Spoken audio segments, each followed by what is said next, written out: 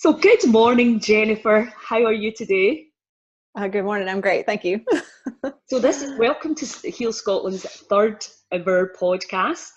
So we're super excited to have this conversation with you. Now, you and I met through a very good friend, Valerie. Thank you, Valerie, for this introduction. Yes. For the very first Goddess gathering, which was nearly a year and a half ago. And obviously you've been pulled into the mission and have been a great supporter, not just of the Goddess gathering, but obviously of the Heal Scotland mission, which, in case you don't know, is a mission to engage 5.2 million people who live in Scotland to really engage in small changes to improve our health picture. So, Jen, tell me, just for the people that are listening, can you just give me an overview of what it is that you do, but also how you came to do what you do? Oh, yeah. So the brief story is 10 years ago, actually. I kind of started my healing journey, I would say, starting out with migraines, which a lot of people, they start with their own kind of illness or issues and they get fed up and reached out and found acupuncture and then found Reiki and then found Theta healing and then began doing some of my own kind of workshops and courses and things. So that's kind of been my progression over the last 10 years in terms of healing. And then before that was working with kind of psychology and people with complex needs. I think I've always kind of been in the service, helping, caring realm. But yeah, so it's just kind of evolved from there. And it's been good fun. Yeah. Well, you were a huge hit at the Goddess Gathering the first year, where you just gave us a little brief introduction to some of your work. And then last year, of course, really was when you got your big major fan base where such a good group. Via their iPad. So, I think particularly what I enjoy about your work is it's very light-hearted and people just get a very instant feeling around it. Can you explain a little bit about that? Yeah, well, I think so much of life is very doom and gloom, and I think with a lot of the work I do goes into the subconscious and goes into the old kind of heavy fears and feelings and things like that. But if you're just left stuck in it at the end, then it doesn't really do that much for you. So for me, it's also while we're doing the healing and resolution, it's also reconnecting with the joy and the happiness and, your reason for living here. Our purpose isn't to come here and suffer and feel horrible all the time. It's to make a difference in the world and to have fun while we do it. And, life is life. So there will be ups and downs, but there are ways to navigate it with some grace. So that's kind of always my goal with that. Let's navigate with some grace. Yeah. Cool. So you're obviously teaching for a full weekend at the community, and you're going to be doing a 2-day course at the community. What are the dates again? The 20th and 21st of April. 20th and 21st of April, yes. So what we really want to, the message we want to get is the power that's inside each one of us to heal, because we've pretty much given our power away. And we expect to be able to live life in any way we want and then rock up and expect somebody else to fix us. And that really is a kind of unsustainable model that we're starting to see failing a lot of people now. So can you talk to us a little bit about what you'll be doing at the weekend? Yes. So I am going to be teaching some of the kind of philosophies and tenets of Theta healing. So it's not really a Theta healing course, because in those courses, you're learning how to work on other people. And while I love those abilities and, for people that are wanting to heal and train, then that's a great option. But as you're saying, with this, the focus of this community it's really about how do I resolve stuff for myself? How do I do this for me? So over those 2 days, we're going to learn a lot about going into a meditative state, but not in I have to be by myself for an hour or starve myself or, put myself into a different state in order to do that. I go into it and I'm in it immediately, and I can be in that state and I can live my life in that state. So it's a sustainable, grounded way of living in a calm and peaceful state. Right. so that you can navigate with grace. Yes, yes. So if you're on the bus and you want to, there's a bunch of stuff going on, you can still go into that state and be centered and present with what's going on within you, instead of getting distracted by all the things that are going on in the world, which is what we tend to do. And also it's about really learning how to understand your connection with the world around you, because what happens is, we're all intuitive beings. And so we go out to, a busy place with lots of people, or the energy is really strange because the land's holding some funny stuff, and we feel really triggered. We feel uneasy. We don't know what goes on. And then the day kind of unravels from there. So it's really understanding your own intuitive senses, your own feelings, and being able to identify what's going on there so that you can deal with it instead of just feeling controlled by life. You put yourself back in the center of it. Yeah. Yeah, I mean, I think that's the big thing from most of the teachings that are going to be happening is it's forget about what the external environment's doing and start getting into your internal environment and responding differently. And there's so many ways that we can do that. And I think that's what makes this project completely unique, because we're taking your modalities, Joe Dispenza's, Greg Braden's new story, Bruce Lipton, some of the Gerson stuff as well. We've got Patrick Vickers coming from Mexico, and we're going to put them all together, which, as far as I'm aware, there's not really anybody, well, certainly not that very many people doing that. So what I found through just all these years of sessions and teaching is that it kind of boils down to two questions, which if you can answer, you're kind of sorted, and that is, who am I and why am I here? And for so many of us, we're so caught up in our labels and identities and roles of who we think we're supposed to be, that we kind of move out of alignment with what that was. So for me, the healing process is really just stripping away enough of that, giving you enough spaciousness within to reconnect with that truth of, who I really am, why am I here, how am I here to be of service, what am I here to do? And when you get back into alignment with that, that's when things start to click back into place. Yeah. Yeah. Have you read Greg Braden's new book, Human by Design? I have not. That's what he said, that if you can answer that question, who am I? Yeah. And I know certainly when I learned the Sedona method, that was one of the big things that we asked, who am I? And breaking through all the concepts and labels of who you think you are, Yep. you've been programmed to believe you are, is very powerful, but also very scary for people. It is. We invest a lot in our labels. We put a lot of time and effort and energy, and especially if they're labels we've had for a very long time. I know when I left my job, kind of 6-7 years ago, the big kind of panic for me was kind of this thing of, well, what am I going to tell people that I do? Like, that's even who I am. But there was so much pride and joy, and I'd put so much into that, and so it was scary to let that go, because I was like, how am I going to define myself if I don't have this job to do it?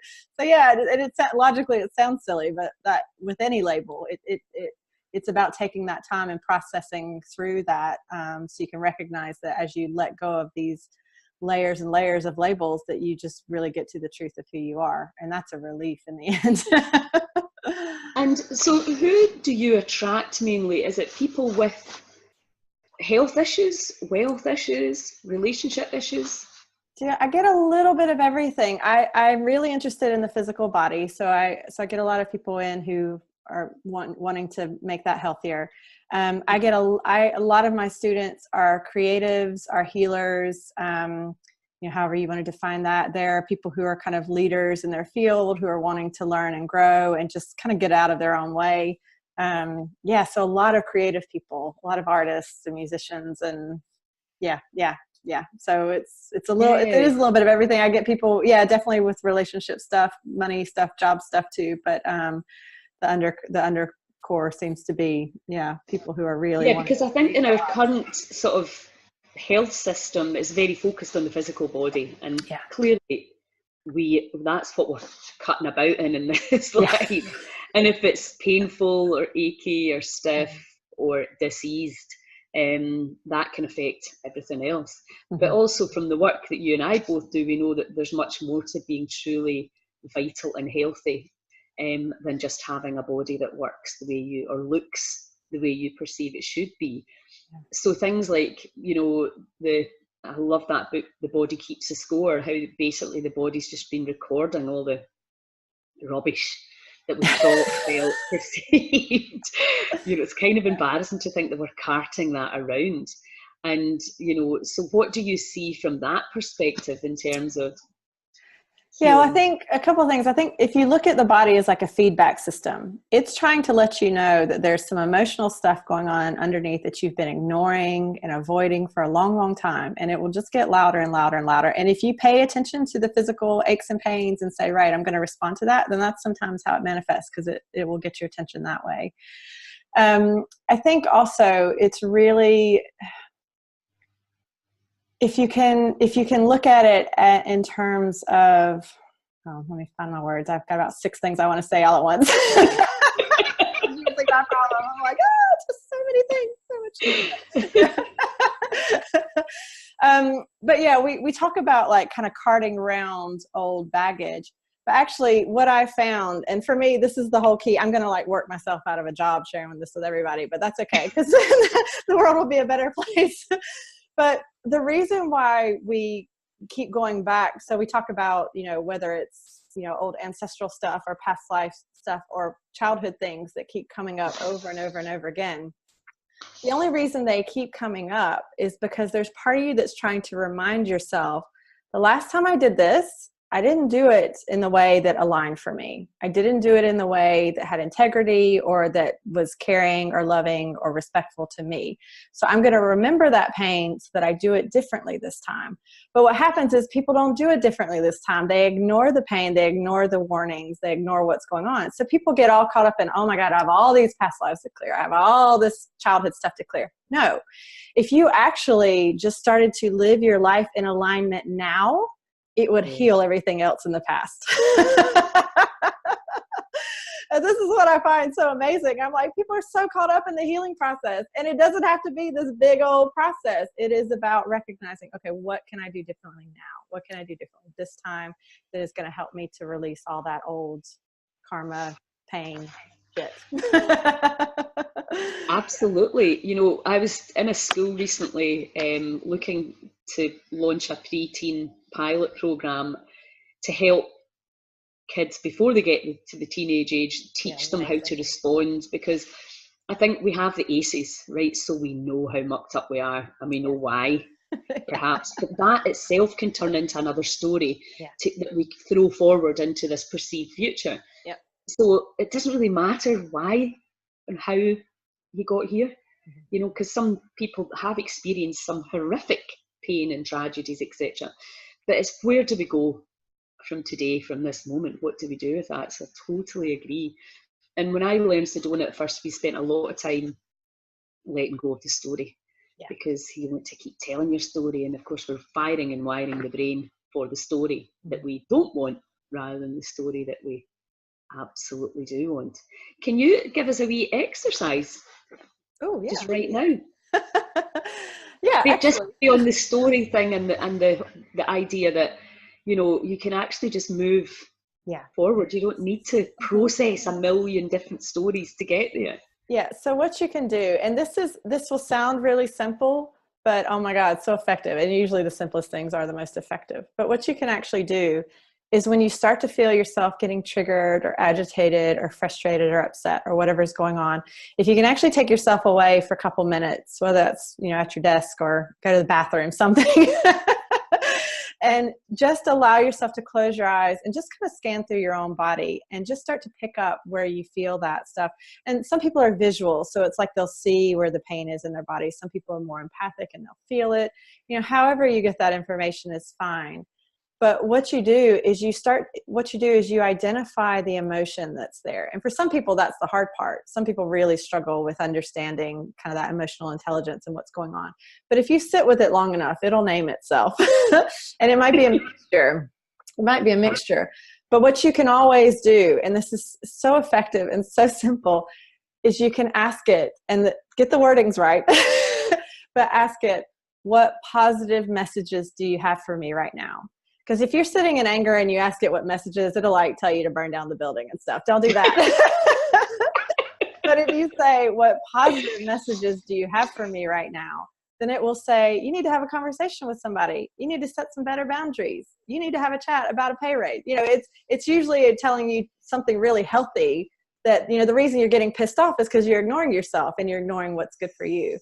So there's always a positive message in the negative feelings, and we get so used to trying to run away from them and push them aside or eat them, all those coping mechanisms we try to do that don't actually work. Or actually, if you set a couple minutes and said, tell me all the positive things you want me to hear, what can I do now that will help with this, and you follow through with that, then the anger doesn't need to be there anymore. The sadness doesn't need to be there anymore. And then it doesn't then build into a condition or an illness or a pain or suffering. It doesn't build and build and build because you've listened to it and you've acknowledged it and you've done something about it. So simple, but it will make such a difference in your life, really. You're absolutely right. Because the Sedona method is quite similar. It's like, it's like almost learning how to speak the language of the body, isn't it?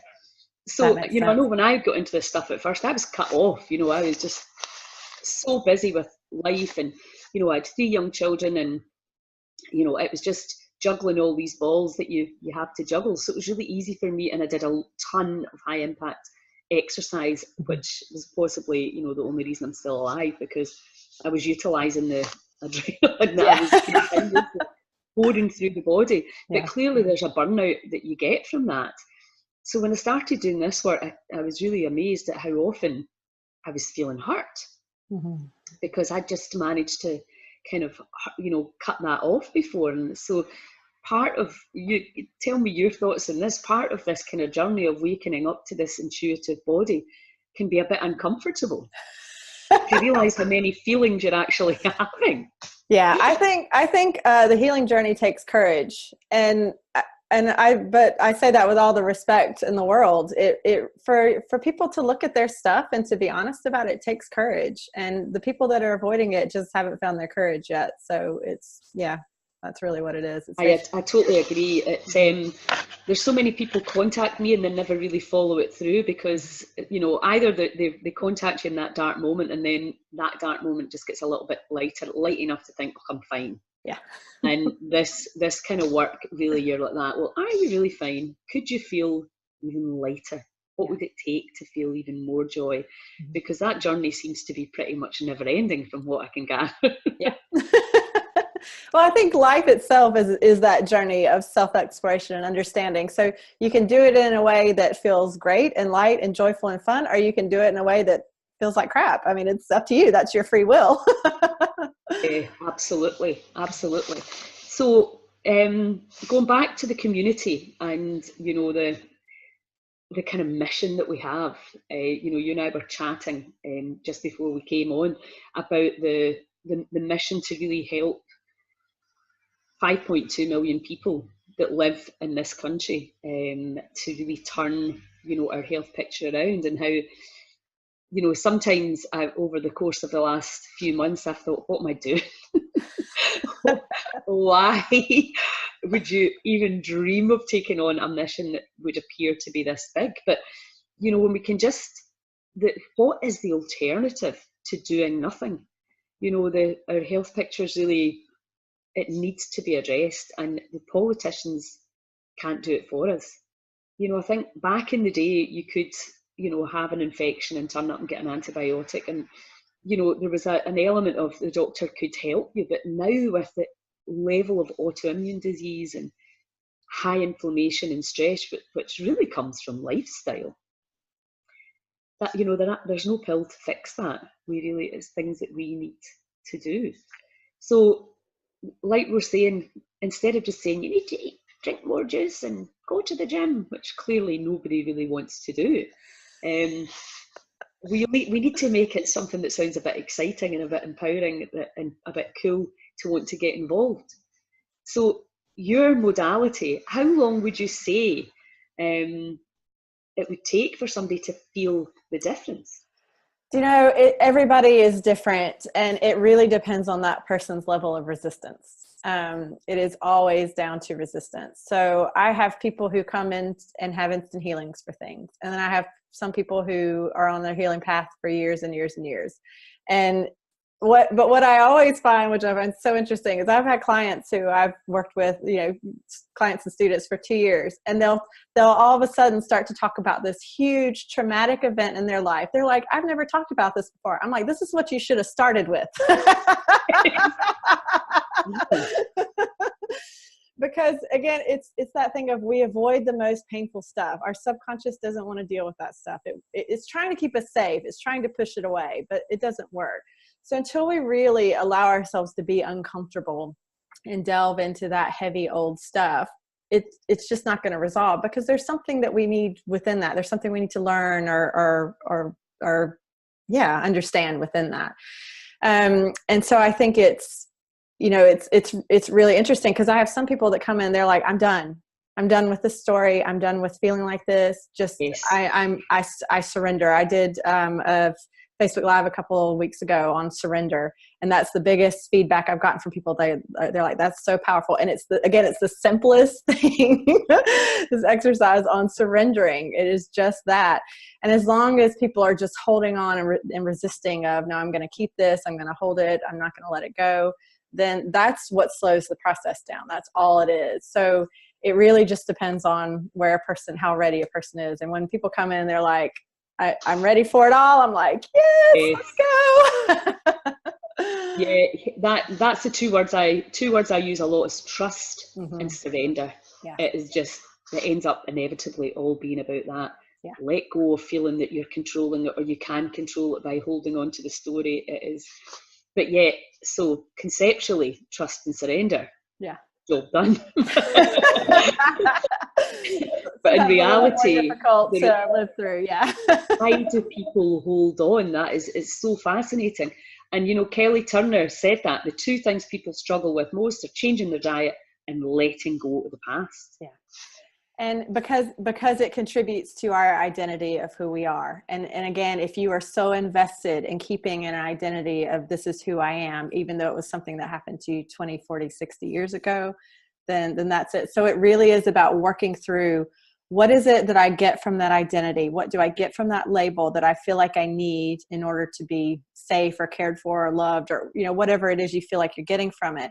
And I've seen this with illnesses and things too, is I've worked with someone who was HIV positive, who kept referring to it as my virus.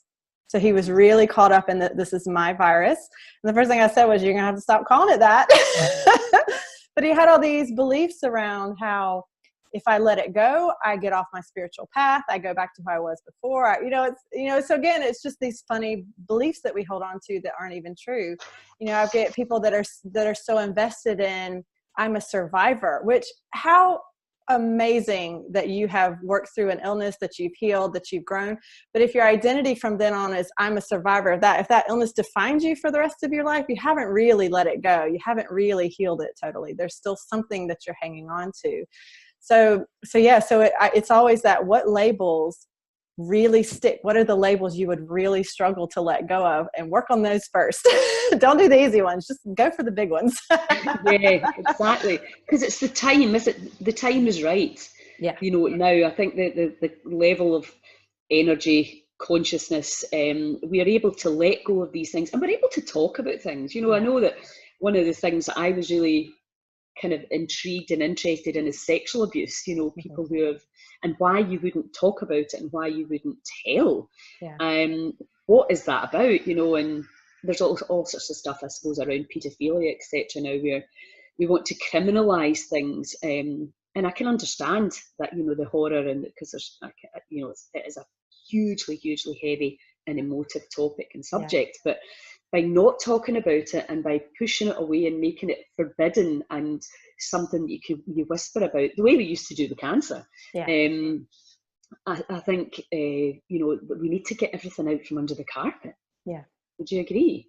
Yeah, I think so. Because I think anything we refuse to talk about is the stuff that will take the longest to heal, because there's got to be an understanding. There's got to be an understanding of, everybody involved, about the motivations, why it's happening, what people are trying to get from it.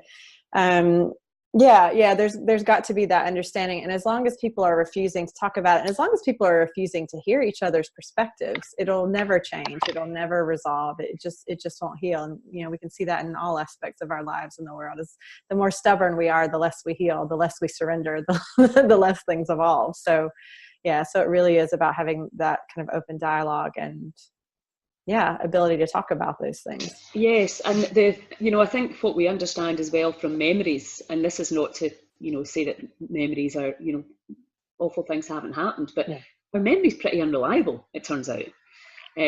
So if we, cognitively have taken something on, 50% of it might be true, but, that's the other thing, is that a lot of the stuff that we think we're remembering may not have actually happened in that way. So, and I think the panning back and seeing it, for me anyway, this is kind of how I learned to deal with really horrendous stuff, was to think, well, there's a spiritual lesson in this somewhere. Much as I don't understand it, and I wish it was different, and I wish it never happened, and I wish I'd never been brought in. There's a message here, and that makes it far more palatable almost, and get you going, right, okay, let me just assume right now that there's a much higher purpose or reason for this, and I might not get it right now, but I will possibly understand in the future, maybe when I leave this body. Yeah, I agree, for sure. So let's just talk briefly about your courses as well, because I know that they're phenomenal. Like, people talk, I've not managed to one yet because you've not done them when it suits me. Right. We'll work on that, Lilia. When is your next course? And tell me, tell people what they can expect and why would they come and all that. Outside of the Heal Scotland? Yes, outside. Oh, yeah. Totally. Okay, cool. Well, actually, I've got on the 27th of March, I'm really excited about this. So I've been playing with these initiation ceremonies for a couple years now, and now I think I finally got it now. So so I started them out as workshops and loved them. They were great, but now I've got them down to they're going to be ceremonies, and they're going to be a couple of hours long. And this is going to be so the one on the 27th of March is going to be integrating ancestral wisdom. So what we're doing with that is we are looking into your ancestry, your ancestors that were amazing, magical, wonderful, incredible people with all these gifts and skills. We've got access to this in our DNA. We're connected with this knowledge. So it's what can we do to really allow that to kind of come through so that we can live these things. And that's really my big thing is, we're talking about action and how that's what matters. For me, it really is, it's integrating. So you can know all these things on a spiritual level, but if you're not living it in your life, then it's not really helping you or serving you in that way. So for these initiation ceremonies, we're going to take the time to, so there will be some kind of transmission. I'll talk through some things and bring some information through. And then there's going to be a ceremony where people are, so the idea is to create, it's that creating that spaciousness for people to receive. So whatever labels, whatever stuff that's in the way that they are, that's holding them back. It's really about just allowing that to start to fall away so that they can really be in alignment with that true who am I. So that's the first one I'm going to do in March. I think I'm going to do them about every month or two. And I've kind of got a few. Are listening, you're based in Edinburgh. Whereabouts will that be? I've got a few different venues that I work from, just depending on their availability and things like that. So this first one's going to be at the Apex Waterloo, which is actually really near the Waverley train station. So I do have some people coming in just for the evening for that. Yes. But I think right now I'm planning for some Edinburgh based ones, but if there are people who, have lovely locations they want me to come to, I'm totally open for that too. Especially if it's a warm, sunny beach somewhere,